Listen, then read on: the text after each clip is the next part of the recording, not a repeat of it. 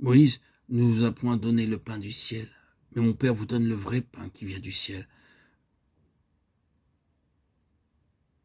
Jean 6, 32. Là, en la présence des Juifs, Jésus dit, le pain de Dieu est celui qui descend du ciel et qui donne la vie au monde. Je suis le pain de vie. Versets 33 et 35. Dans le contexte si vaste que nous donne Jean sur la manne dans le désert et qui occupe 71 versets, s'élève clairement une vérité. C'est la question de la nourriture divine dans des situations humainement impossibles. Il est clair que cette question est élevée au-dessus du domaine naturel dans le domaine surnaturel.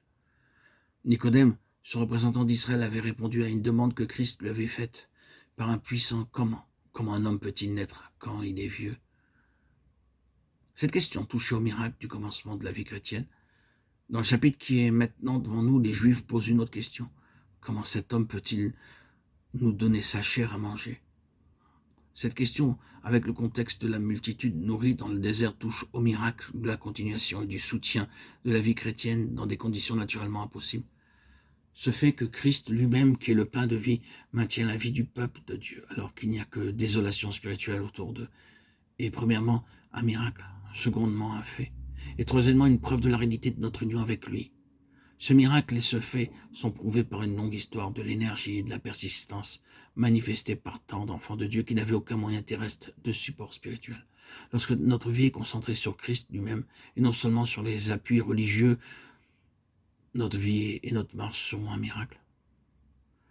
Peut-être est-ce l'une des manières par lesquelles l'Église fait connaître la sagesse infinie de Dieu, aux principautés, aux puissances, et par laquelle nous sommes à la louange de la gloire de sa grâce. Les membres du nouvel Israël céleste sont des hommes qui ont été délivrés de tout intérêt personnel pour entrer dans les intérêts de Dieu, qui sont sous la grâce de Dieu, et qui ont été mis sur leurs pieds spirituels par Jésus-Christ, et marchent dans la force sur le chemin du Seigneur. Lorsque nous retournons au miracle, premier miracle qui fut accompli dans la piscine de Bethesda, ne pensons-nous pas qu'il est très significatif de voir que ce premier miracle fut fait après le jour de la Pentecôte? Cet homme fut guéri alors qu'il était pendant 38 ans impotent, couché à la porte du temple de Jérusalem. Ce ne sont là pas simplement de jolis récits réunis pour faire de notre Bible un livre intéressant. Dieu sait ce qu'il fait. Et lorsqu'il fait ce premier miracle de l'ère chrétienne, la guérison d'un paralytique impotent,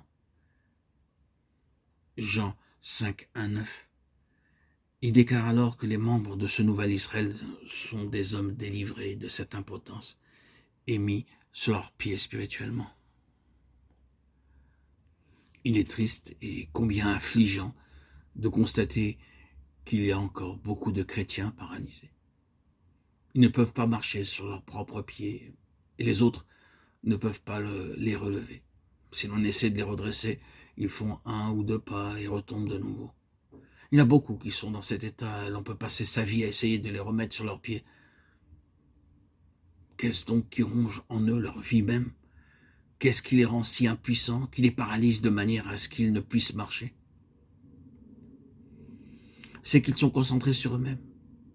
Et ne nous trompons pas à cet égard, c'est le moi, l'ego sous quelque forme, c'est le moi bien enflé. L'homme imbu de soi-même qui désire être compris, apprécié, être sous les feux de la rampe, être reconnu, le désir de gloire, d'honneur, l'orgueil, le moi qui rend l'homme arrogant, prétentieux, sous toutes les formes d'orgueil. Et ce pauvre homme a été délivré parce qu'il connaissait sa propre impuissance. Et il crut à ce que Jésus lui dit. Il crut à Jésus-Christ, ce qui signifie qu'il ne crut pas à ce qu'il était en lui-même. Il n'était pas imbu de lui-même. Oui, là réside le secret.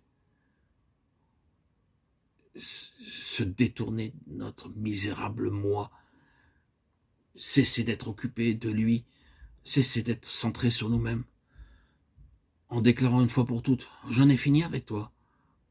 Oh, moi, misérable, je m'abandonne dès maintenant, à l'instant même, à Jésus-Christ.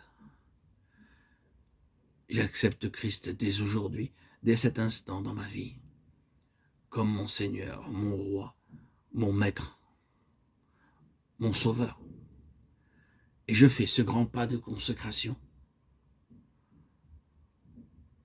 Et Jésus ne laissera jamais tomber ce croyant-là.